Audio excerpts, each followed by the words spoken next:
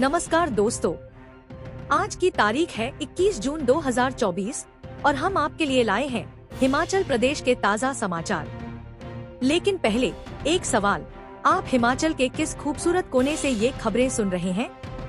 नीचे कमेंट करके जरूर बताएं। अब थोड़ी सी गंभीरता के साथ, अगर आप हिमाचल के विकास, पर्यटन और सामाजिक क्षेत्र की हर छोटी बड़ी खबर से अपडेट रहना चाहते हैं, तो हमारे चैनल को सब्सक्राइब करें। जी हाँ, फटाफट सब्सक्राइब का बटन दबाएं और हमारे साथ जुड़े। और हाँ, अपडेट्स के लिए हमें फॉलो करना मत भूलिए। खबरें ताज़ा हो या मजेदार, हम हैं आपके साथ हर कदम। समाचार नंबर 1। नेता प्रतिपक्ष जयराम ठाकुर बोले, उपचुनाव के लिए सरकार जिम्मेदार। नेता प्रतिपक्ष जयराम ठाकुर ने आरोप लगाया है कि प्रदेश में हो रहे उपचुनाव मुख्यमंत्री की तानाशाही का नतीजा है। ठाकुर का कहना है कि मुख्यमंत्री के तानाशाही रवैये के कारण केएल ठाकुर समेत कई विधायकों को इस्तीफा देना पड़ा। उन्होंने कहा कि मुख्यमंत्री अपने विचार जबरदस्ती मनवाना चाहते हैं, चाहे वह निर्दलीय विधायक हो या पार्टी के। ठाकुर ने दावा किया कि यह पहला मौका नहीं है जब मुख्यमंत्री की तानाशाही के खिलाफ आवाज उठी हो। इससे पहले कैबिनेट के मंत्रियों को भी रोते हुए देखा गया था। उन्होंने कहा कि कांग्रेस सरकार ने प्रदेश के हर वर्ग को ठगा है और अब जनता ने कांग्रेस को नकार दिया है। भाजपा के विजय का दावा। जयराम ठाकुर ने दावा किया कि इस बार के विधानसभा उपचुनाव में भाजपा सभी सीटें जीतेगी। उन्होंने नालागढ़ के भाजपा प्रत्याशी केएल ठाकुर के लिए वोट मांगते हुए कहा कि भाजपा की जीत से प्रदेश को तानाशाही से मुक्ति मिलेगी। इस मौके पर उनके साथ भाजपा के प्रदेश अध्यक्ष डॉक्टर राजीव बिंदल, सांसद अनुराग ठाकुर, राज्यसभा सांसद डॉक्टर सिकंदर कुमार, शिमला के सांसद सुरेश कश्यप और अन्य स्थानीय नेता उपस्थित थे। कानून व्यवस्था पर चिंता। नेता प्रतिपक्ष ने कहा कि प्रदेश में कानून व्यवस्था ध्वस्त हो गई है। कोर्ट परिसर के पास दिन दहाड़े गोलियां चल रही हैं, लोगों की बेरहमी से हत्या हो रही है और बच्चियां भी सुरक्षित नहीं हैं। उन्होंने कहा कि मुख्यमंत्री को सिर्फ अपनी कुर्सी बचाने की चिंता है। बिंदल का आरोप, रिश्तेदारों मित्रों की सरकार। भाजपा प्रदेश अध्यक्ष डॉक्टर राजीव बिंदल ने कांग्रेस सरकार पर आरोप लगाते हुए कहा कि यह पति पत्नी और मित्रों की सरकार है। बिंदल ने कहा कि कांग्रेस सरकार हर मोर्चे पर विफल रही है। उन्होंने आरोप लगाया कि मुख्यमंत्री केवल अपने मित्रों के लिए काम कर रहे हैं और नालागढ़ को बिजली देने के लिए भी उनके पास संसाधन नहीं है। अनुराग ठाकुर का हमला। भाजपा सांसद अनुराग ठाकुर ने कांग्रेस पर वादा खिलाफी का आरोप लगाते हुए कहा कि भेदभाव और वादा खिलाफी कांग्रेस का असली चेहरा है।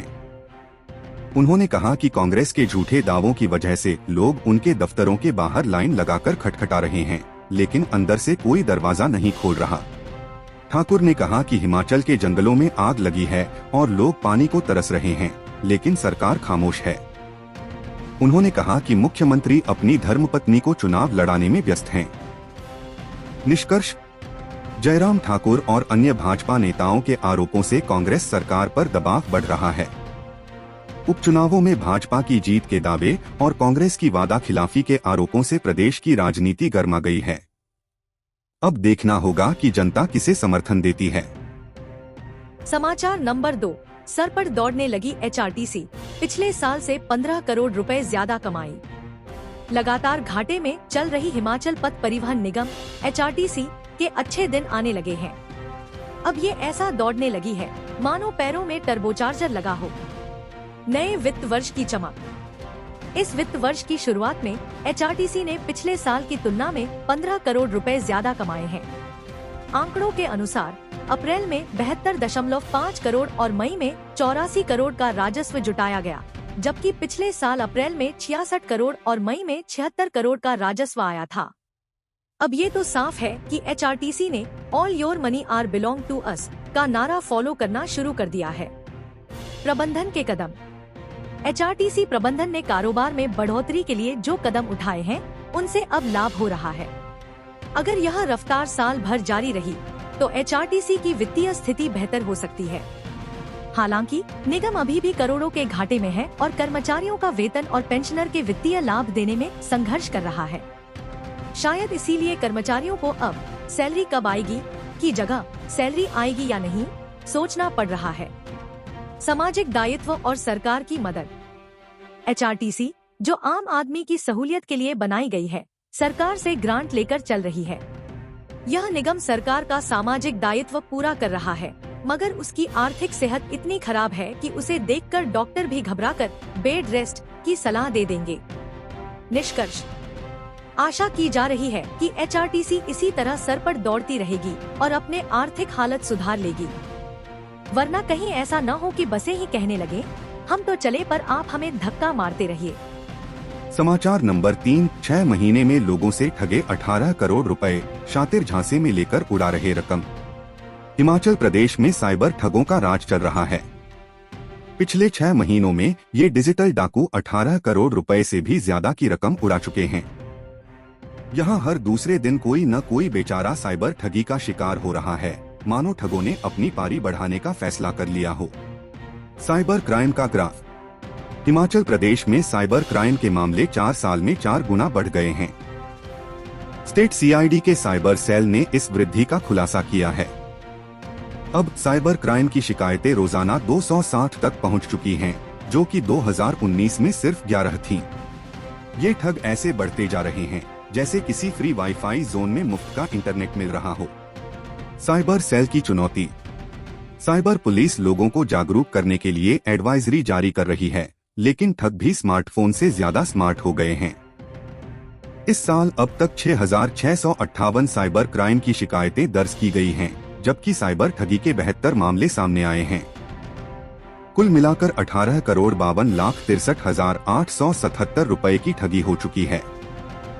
DIG cyber crime Mohit Chawla ने कहा कि लोग अगर अपनी बैंक डिटेल और पर्सनल जानकारी साझा करते हैं तो ये ठग उनके अकाउंट से पैसे उड़ा लेते हैं। शातिरों के नए तरीके। साइबर ठग नए तरीके अपना रहे हैं। कभी बिजली बिल का बहाना तो कभी क्रेडिट कार्ड की लिमिट बढ़ाने का झांसा देकर ये लोगों को फंसाते हैं। ठग फोन हैक करके बैंक अकाउंट से पैसे उड़ा लेते हैं।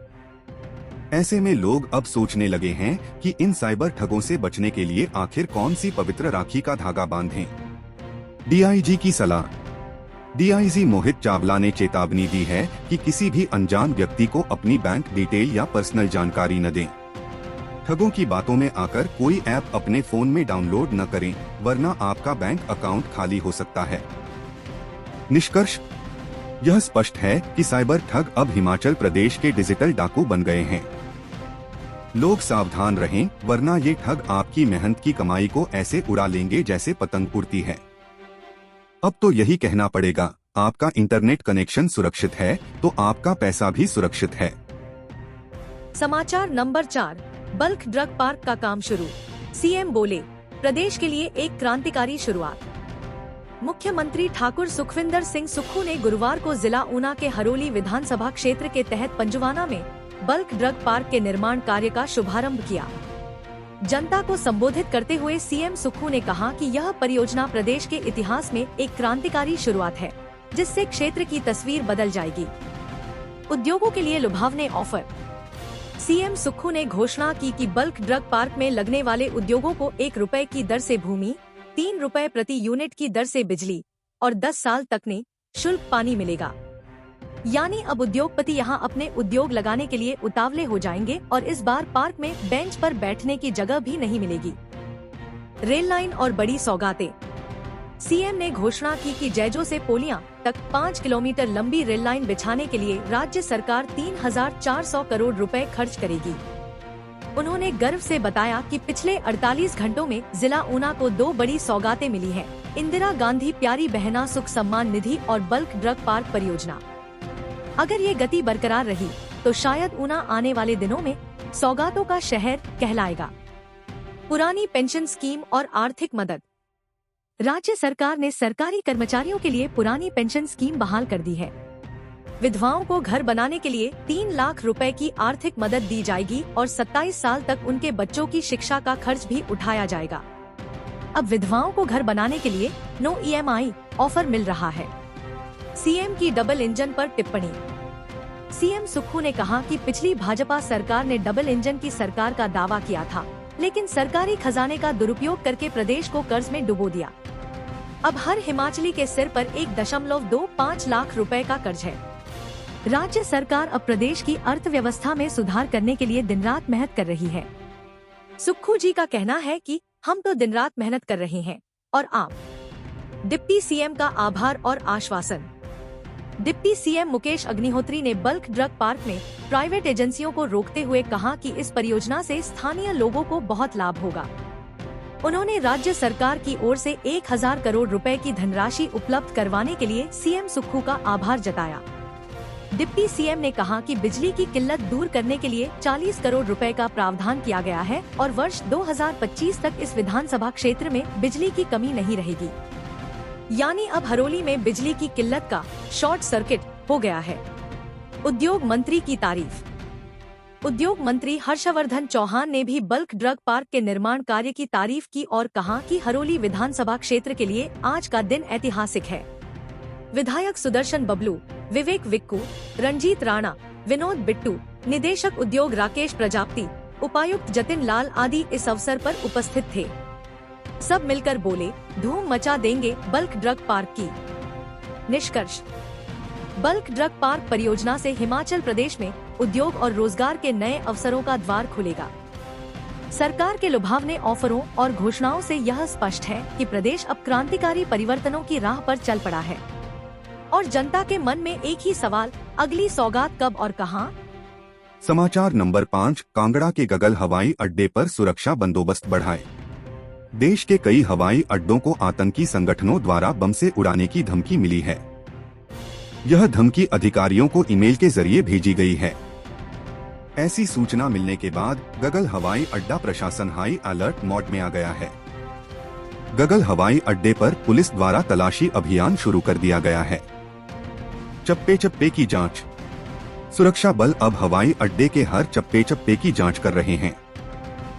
भारतीय विमानपत्तन प्राधिकरण सिविल हवाई अड्डा गगल के निदेशक धीरेन्द्र सिंह ने बताया कि गगल हवाई अड्डे को कोई धमकी भरा ईमेल नहीं मिला है, लेकिन देश के अन्य हवाई अड्डों को मिली धमकी के आधार पर एहतियातन सुरक्षा का दायरा बढ़ा दिया गया है। ऐसा लगता है जैसे गगल हवाई अड्डे को एक नया सुरक्षा कवर मिल गया हो। सुरक्षा एजेंसियां अलर्ट पर। गगल हवाई अड्डे की सुरक्षा में तैनात सभी सुरक्षा एजेंसियां और स्थानीय पुलिस भी अलर्ट मोड में है। अब तो यह हवाई अड्डा सुरक्षा की इतनी परतों में लिपटा हुआ है कि कोई सोच भी नहीं सकता कि वहां पर एक मक्खी भी उड़ सके। ऐसा लग रहा है मानो हवाई अड्डे ने बुलेट प्रूफ जैकेट पहन ली हो। निदेशक का बयान। निदेशक धीरेन्द्र सिंह ने बताया कि किसी भी तरह की अनहोनी से निपटने के लिए हर संभव कदम उठाए गए हैं। उन्होंने कहा, हमने हवाई अड्डे की सुरक्षा को इतना मजबूत कर दिया है कि अब तो कोई चिड़िया भी पर नहीं मार सकती। हवाई अड्डे पर अद्भुत नजारा। गगल हवाई अड्डे पर अब हर तरफ पुलिस और सुरक्षा बल ही नजर आ रहे हैं। यात्री अब खुद को इतना सुरक्षित महसूस कर रहे हैं कि मानो वे किसी हाईफाई सुरक्षा वाले फिल्मी सेट पर हों। हर तरफ सुरक्षा बल तैनात हैं, जो हर किसी को ध्यान से देख रहे हैं। ऐसा लगता है कि सुरक्षा बलों ने तय कर लिया है कि अब कोई खतरा इस हवाई अड्डे के करीब भी नहीं आ सकता। निष्कर्ष। गगल हवाई अड्डे पर सुरक्षा बढ़ाने के साथ ही प्रशासन ने स्पष्ट संदेश दिया है कि सुरक्षा में कोई कमी नहीं होगी। अब यात्री इस हवाई अड्डे पर आते ही चैन की सांस ले सकते हैं, क्योंकि यहाँ सुरक्षा का किला तैयार हो गया है।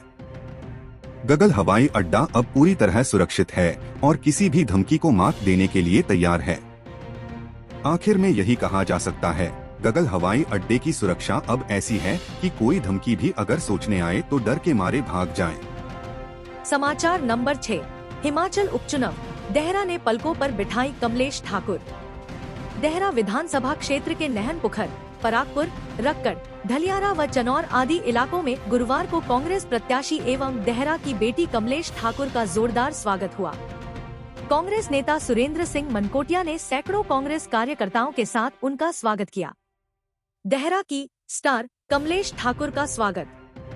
कांग्रेस प्रत्याशी कमलेश ठाकुर सुबह करीब 11 बजे रक्कड़ पहुंची। उसके बाद परागपुर और नहनपुखर में पहले से ही उनके इंतजार में खड़े सैकड़ों कार्यकर्ताओं ने कमलेश ठाकुर को फूल मालाएं पहनाई।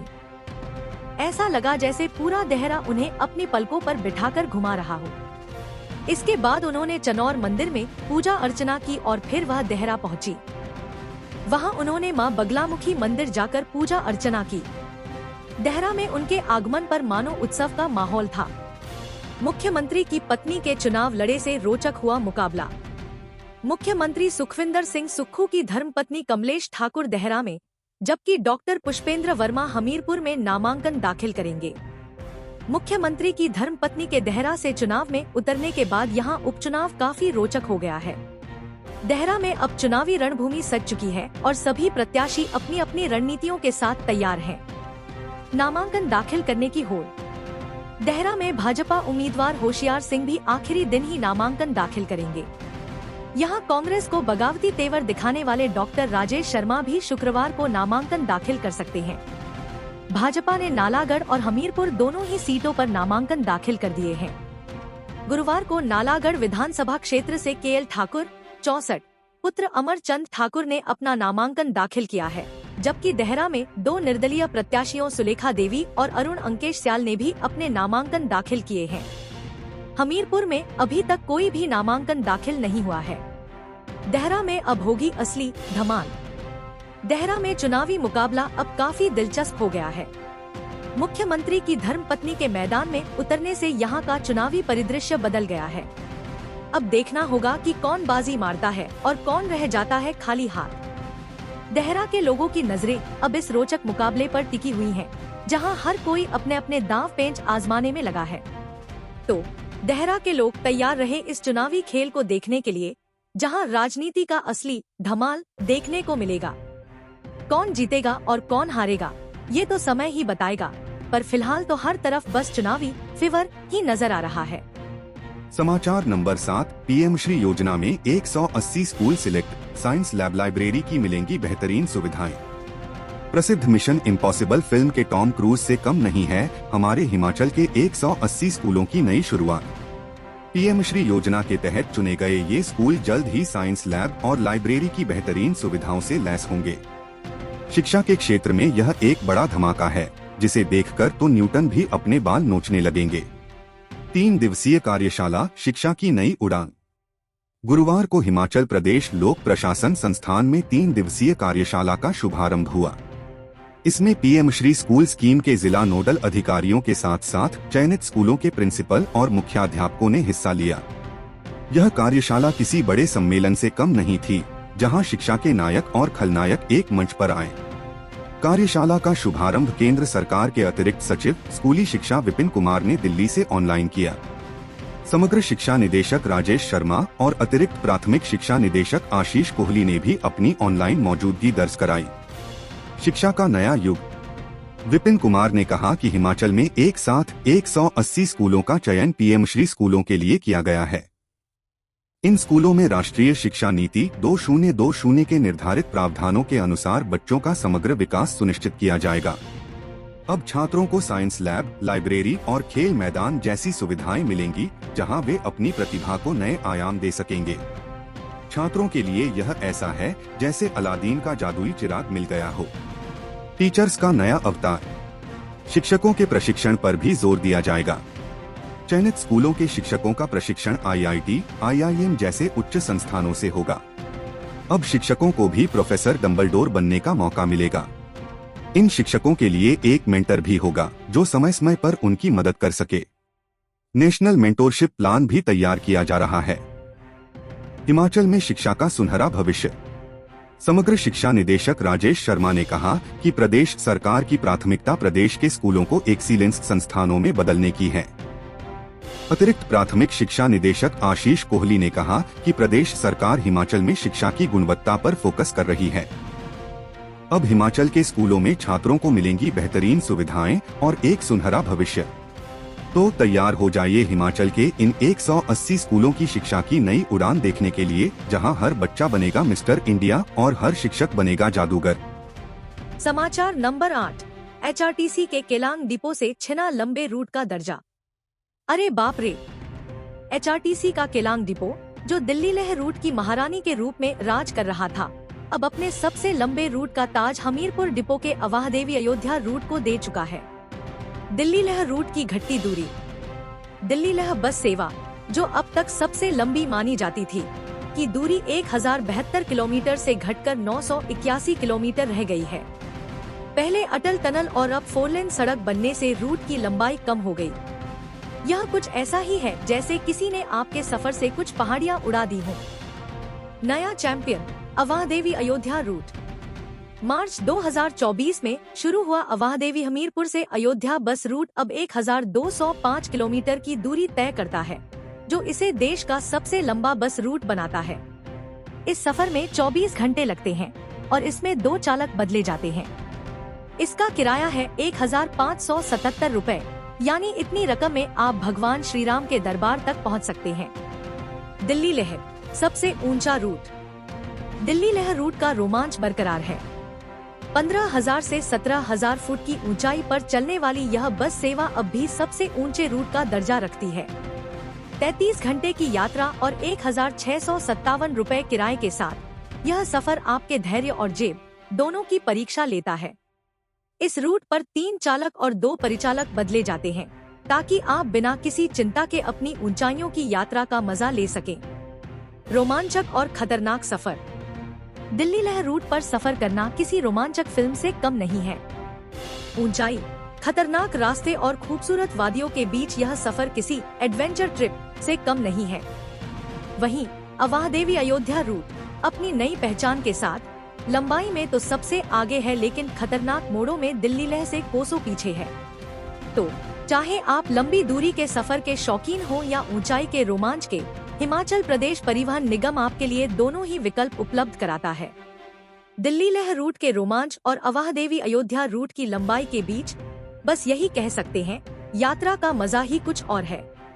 समाचार नंबर 9। सूखे से 4.5 लाख आबादी प्रभावित, 3,933 बस्तियों में 1,315 योजनाओं पर दिखा असर। देश भर में बारिश न होने का मतलब है छाता और रेनकोट को स्टोर में डालकर धूप का चश्मा निकालना।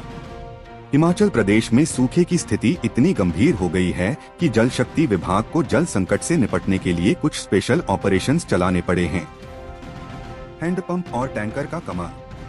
धर्मशाला और नूरपुर के सूखाग्रस्त इलाकों में 14 हैंडपंप लगाए गए हैं। वैसे हैंडपंप से पानी निकालने का रोमांच वही समझ सकता है जिसने कभी ट्रेन से प्लेटफार्म पर पानी भरा हो। जहां हैंडपंप न पहुंच सके, वहां टैंकरों से जलापूर्ति की जा रही है। शिमला, कुल्लू और कांगड़ा जिलों में पानी की टैंकर सेवा चालू है, ताकि लोगों को पानी की कमी न हो। सूखा नानी की कहानियों जैसा। प्रदेश में पिछले कुछ सालों से कम वर्षा और कम हिमपात के कारण पानी के स्रोत सूख रहे हैं। मई के तीसरे सप्ताह से ही सूखे की स्थिति शुरू हो गई थी, जिससे 3,933 बस्तियों को जलापूर्ति करने वाली 1,315 योजनाएं और लगभग 4.5 लाख की आबादी प्रभावित हो गई है। जिला स्तर पर नोडल अधिकारी। स्थिति की गंभीरता को देखते हुए विभाग ने राज्य और जिला स्तर पर नोडल अधिकारियों को नामित किया है। इन अधिकारियों का काम है सूखे की स्थिति पर निगरानी रखना और जिला प्रशासन के साथ समन्वय करना। छुट्टी पर प्रतिबंध। आपात स्थिति को छोड़कर सभी अधिकारियों और कर्मचारियों की छुट्टियों पर प्रतिबंध लगा दिया गया है। छुट्टी पर जाने का ख्वाब अब सपना ही रह गया है। मौजूदा जलापूर्ति योजनाओं से नए कनेक्शन और निर्माण कार्यों पर भी प्रतिबंध लगा दिया गया है। जो इस आदेश का उल्लंघन करेगा, उसका कनेक्शन काट दिया जाएगा। नए कनेक्शन पर रोक। पानी के नए कनेक्शन पर भी तब तक रोक लगा दी गई है जब तक स्थिति में सुधार नहीं होता। वैसे नई पाइपलाइन डालने का सपना देख रहे लोग अब पुराने पाइप से ही काम चलाएंगे। तो दोस्तों, हिमाचल प्रदेश में जल संकट को देखते हुए जल शक्ति विभाग की सक्रियता काबिले तारीफ है। उम्मीद है कि इस प्रयास से स्थिति में जल्द सुधार आएगा और लोग पानी की किल्लत से राहत महसूस करेंगे। पानी बचाएं, भविष्य संवारें। समाचार नंबर 10। कांग्रेस भाजपा आजाद प्रत्याशी भरेंगे नामांकन। कांगड़ा जिला के देहरा विधानसभा क्षेत्र में हो रहे उपचुनाव का आखिरी दिन आने पर नामांकन भरने का माहौल किसी फिल्म के क्लाइमैक्स से कम नहीं है। शुक्रवार को कांग्रेस, भाजपा और आजाद उम्मीदवार अपनी किस्मत आजमाने के लिए नामांकन पत्र भरेंगे। कांग्रेस की तरफ से घर की बात। मुख्यमंत्री की धर्मपत्नी कमलेश ठाकुर कांग्रेस की ओर से नामांकन भरेंगी। मुख्यमंत्री सुखविंदर सिंह सुक्खू खुद अपनी धर्मपत्नी को समर्थन देने पहुंचेंगे, जिससे यह चुनाव पारिवारिक ड्रामा का रूप ले रहा है। कांग्रेस के अन्य नेता भी इस मौके पर मौजूद रहेंगे।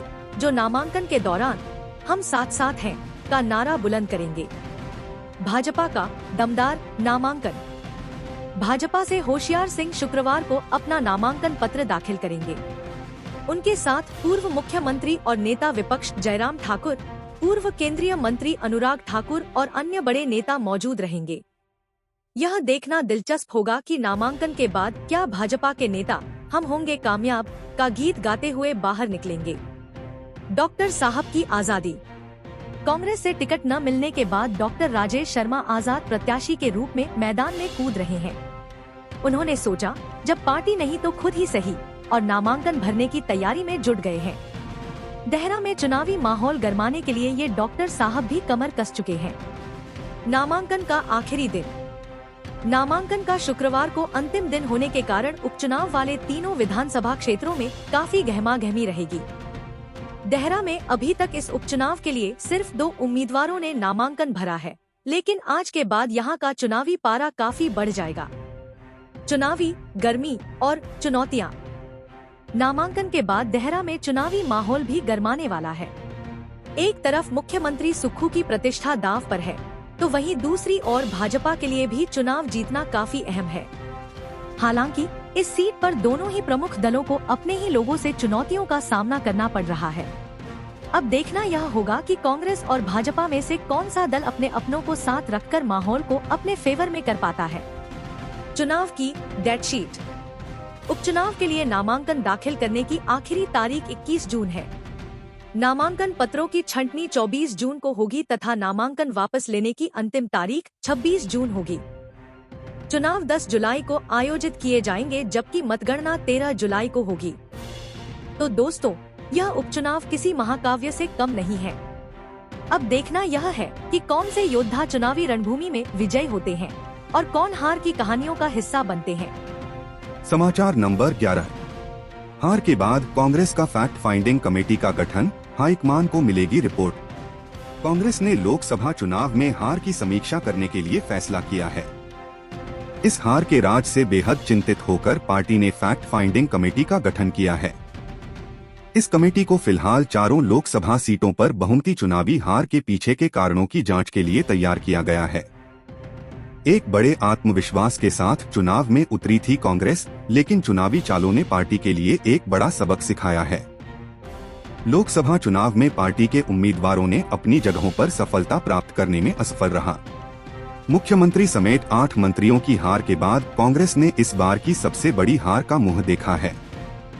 इस फैक्ट फाइंडिंग कमेटी की सूचना सुनते ही पार्टी के कई सदस्यों की आंखों में आंसू आ गए, क्योंकि वे अपनी समर्थन और प्रयासों को लेकर गर्वित थे। अब समय आ गया है कि इस कमेटी के जरिए पार्टी के द्वारा की गई गणना गुणांक की जांच हो और हाईकमान को इसकी रिपोर्ट सौंपी जाए। बीच बचाव के लिए पार्टी ने यह सुनिश्चित किया है कि कमेटी विशेषज्ञ और अनुभवी सदस्यों से युक्त हो, ताकि सही जांच की जा सके। इसके अलावा कांग्रेस ने इस कमेटी को दिल्ली और उत्तराखंड में भी बनाया है, ताकि वहां की हार के पीछे के कारणों की जांच भी हो सके। इस घटना ने पार्टी के अंदर का दर्द और अफसोस दिखाया है, लेकिन यह भी दिखाता है कि कांग्रेस के नेतृत्व में सकारात्मक सोच और स्थायी निर्णय लेने की क्षमता अभी भी मजबूत है। अब देखते हैं कि इस रिपोर्ट से क्या नतीजा निकलता है और कांग्रेस कैसे इस बारीकी के बारे में सबक सीखती है। समाचार नंबर 12। भूस्खलन का खतरा, बिना सिर और बिना पैर की टीमें अलर्ट। प्रदेश में भूस्खलन की आशंका से अब अलर्ट है। बिना सिर और बिना पैर की टीमें इन खतरनाक इलाकों में बहुत जल्द दिखाई देंगी। नई दिल्ली। प्रदेश में भूस्खलन की आशंका के चलते सरकारी विभागों ने अब तक करीब 50 ऐसे इलाकों का चयन किया है जहां सड़कें निगल जाती हैं। इन इलाकों में पीडब्ल्यूडी और एनएचएआई की टीमें मौके पर पहुंचकर सतर्कता बढ़ाएंगी, जबकि आम जनता से अनुरोध है कि वह भी सतर्क रहें, क्योंकि खतरे के समय बिना सिर और बिना पैर की टीमें भी खतरा बनी रहती हैं। एनएचएआई और पीडब्ल्यूडी की मौजूदगी में इन खतरनाक इलाकों में जल्दी से बोर्ड लगाए जाएंगे, ताकि आम जनता और साइकिलिस्ट भी सतर्क रहें। नेशनल हाईवे पर एनएचएआई जेसीबी को तैनात किया गया है, जबकि अंदरूनी इलाकों में पीडब्ल्यूडी लेबर और भूस्खलन से गिरे हुए मलबे को उठाने में टिप्पर की मदद ली जाएगी। पीडब्ल्यूडी के अनुसार इन जगहों में भूस्खलन हो रहा है बीते कुछ सालों से, और अब उनके डर का समय बढ़ गया है। जहां खतरा होता है वहां पीडब्ल्यूडी की टीम आते ही जेसीबी लगा देती है, क्योंकि खतरे के वक्त 60 मिनट में आपको राहत मिल सकती है। इस अवस्था में सरकारी विभागों की बिना सिर और बिना पैर की टीमें जिम्मेदार होंगी कि वे खतरनाक इलाकों में बिना सिर और बिना पैर के लोगों को बचाने में सक्षम हों।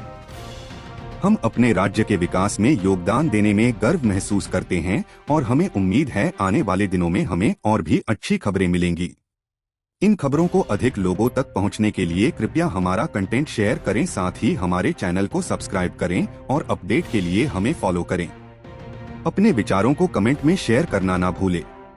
आपका सहयोग हमें और भी बेहतर काम करने में मदद करेगा। धन्यवाद।